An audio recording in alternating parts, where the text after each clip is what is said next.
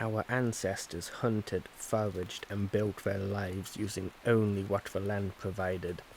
Today, we hunt for the best Wi-Fi signal and build our world with credit cards and code.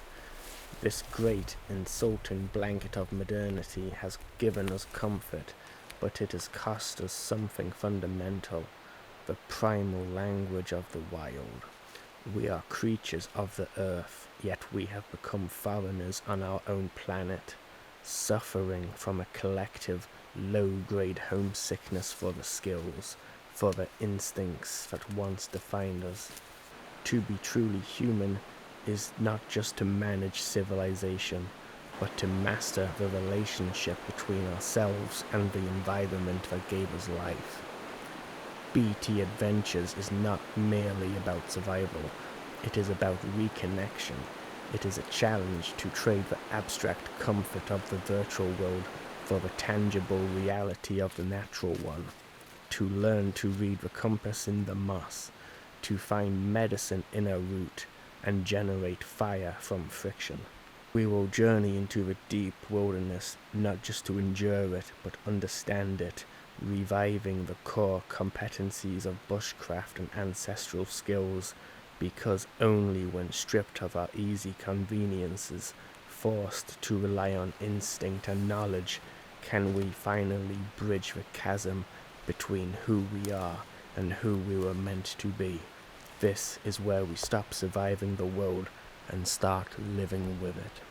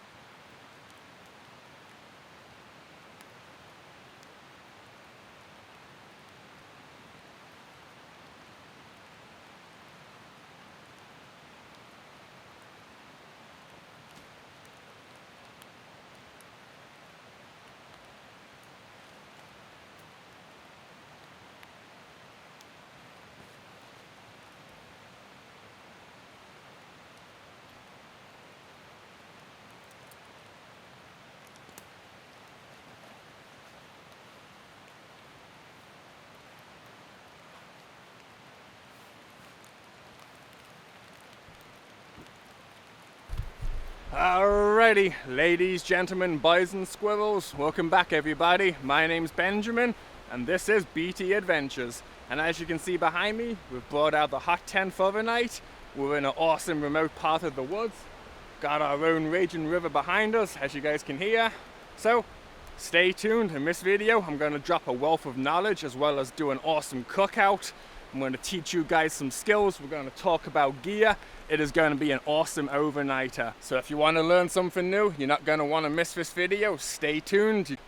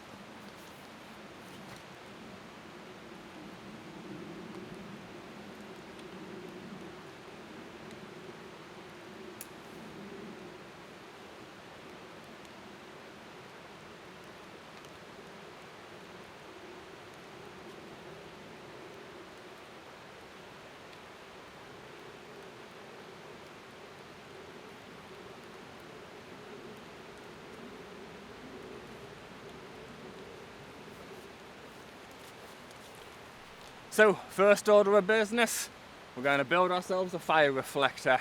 Although I have the hot tent, I have a hot stove with me. We're not going to rely on that until later on tonight when the temperature drops down. A fire outside of the tent, and that's what we're going to use for all our cooking later.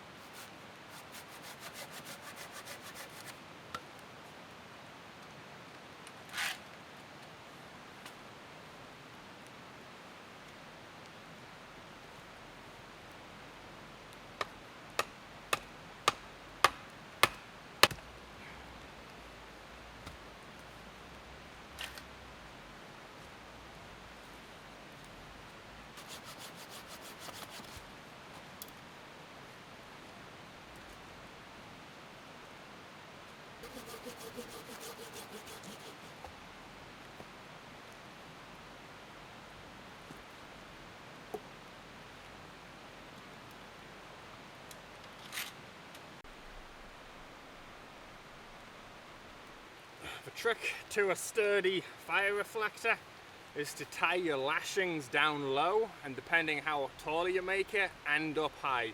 2 sets of lashings, nice sturdy fire reflector.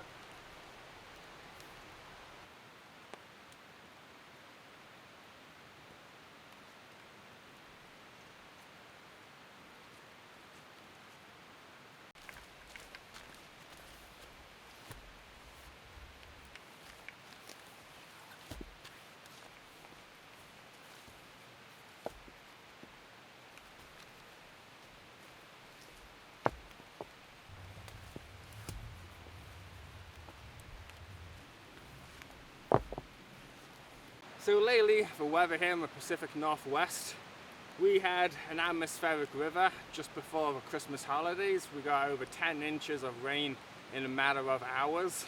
So here, every other wood is very wet. There's a lot of downed wood, there's a lot of downed green trees which came down in the storms.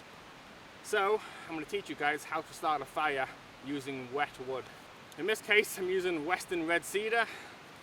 As you can see, this bark is saturated. Step 1, take a piece, we're going to split it in half. This becomes our base, our platform on which our fire goes on. So when it's wet, when it's cold, we elevate our fire. This becomes our platform. So the center, the heart of the wood, is our driest material. That is what we're going to utilize. So step 1, split a piece, create our platform. Next, we're going to utilize the heart of the wood, which is our center. This is where we're going to find our dry firewood. This is what we're going to split. This is what we're going to take for our kindling. That is how we get our fire started, which will leave us pieces like this. No bark. This is all center, the heart wood. This is what I'm going to collect. This is what I'm going to split. This is how we're going to get a fire started when all the material is wet.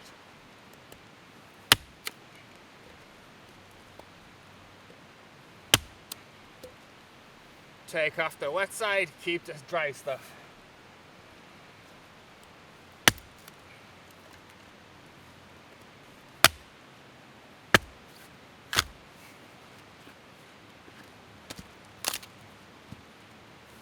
Perfect example.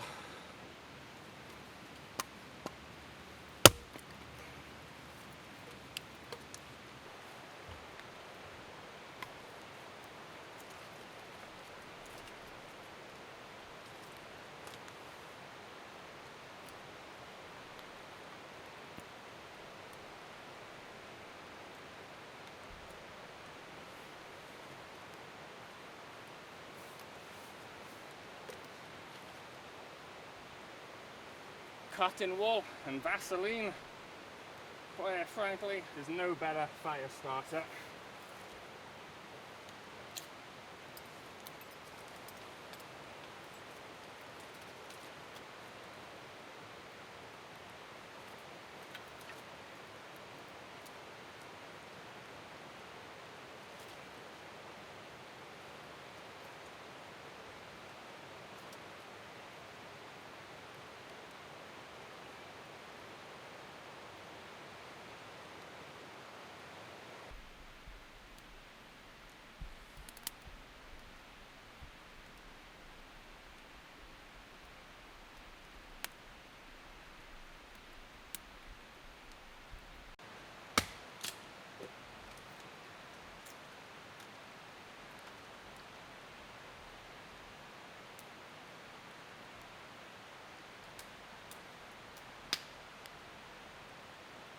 Let's go for a bit of a walk and let me teach you something.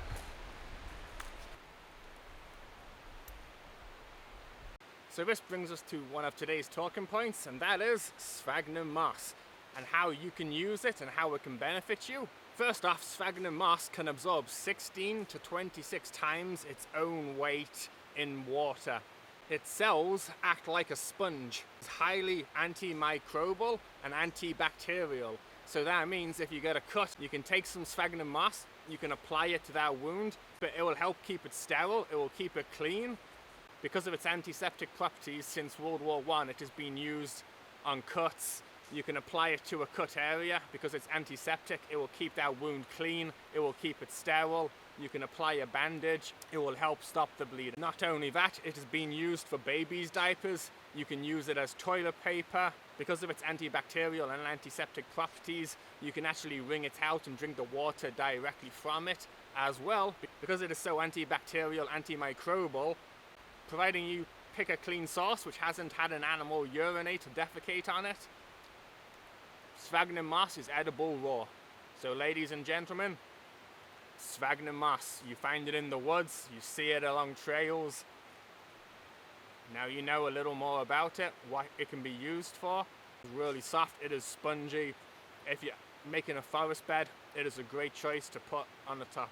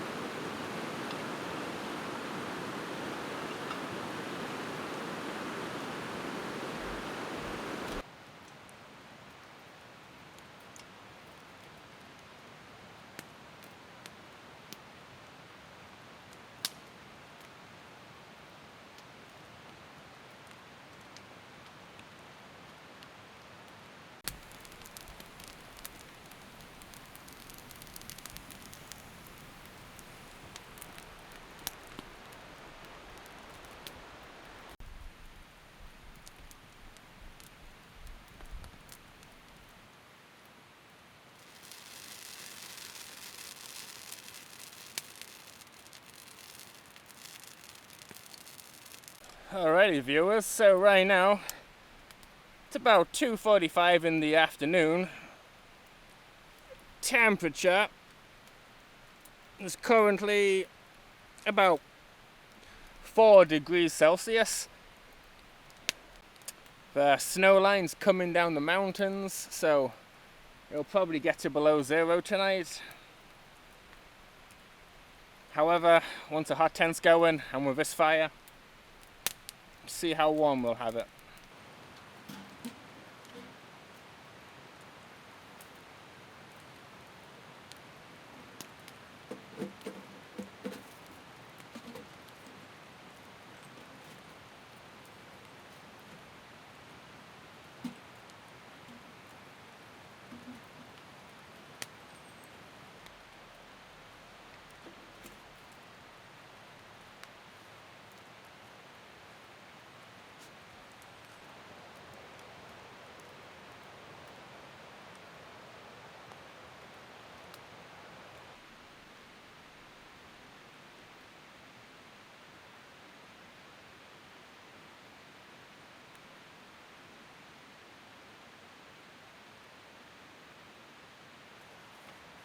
Let's turn this into this. This is a nature hike cut. Tonight we're going to test it, see how it holds up. It's important when the temperature gets cold, you want to be elevated off the ground. That's where the cold air travels along, even in a hot tent.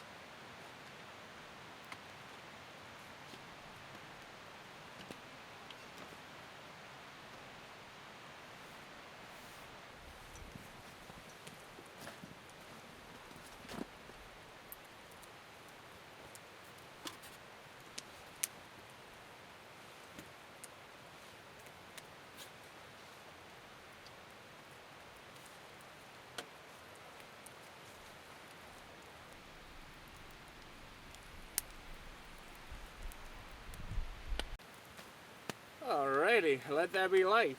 Sun's going down, so that can only mean one thing, and that means time to eat. Tonight we're making Memphis rub baby back ribs.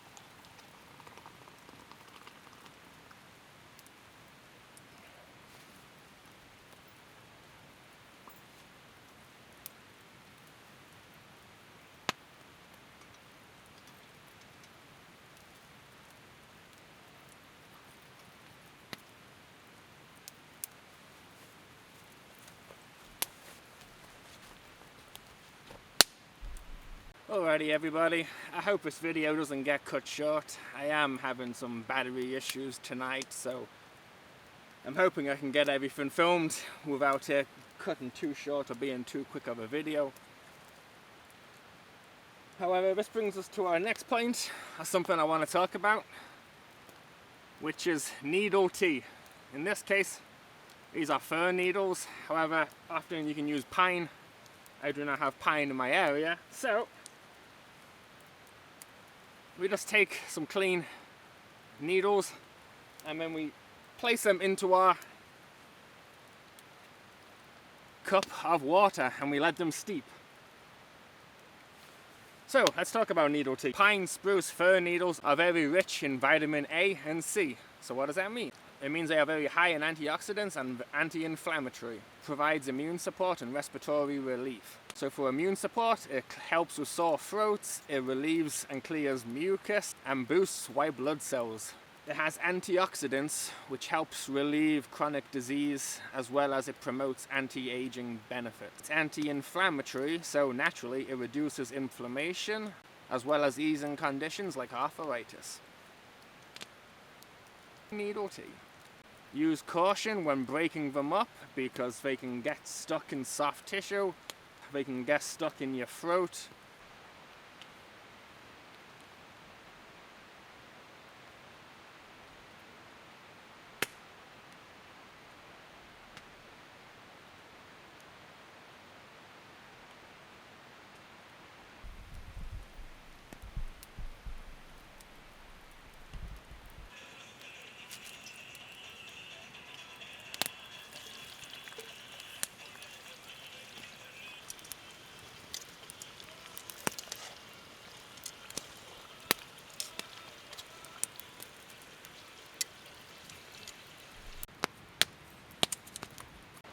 There you have it, guys. Grilled rib, fresh french fries. I'm gonna eat this. Got the fire stoked. Hot tent's warming up behind me. It's about 0 degrees right now. It's a beautiful night.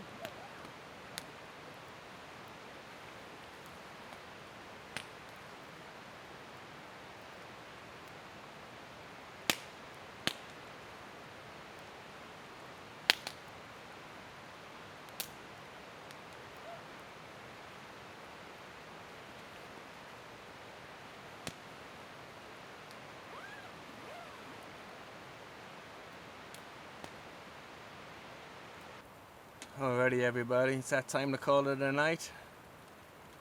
This video's been a fun one. I can hear the rain starting. I apologise for the battery issues and this video being shorter than I intended it to be. However, there'll be a new video coming soon, so stay tuned. And as always, stay free, stay wild, stay in the outdoors. This is BT Adventurez, signing out.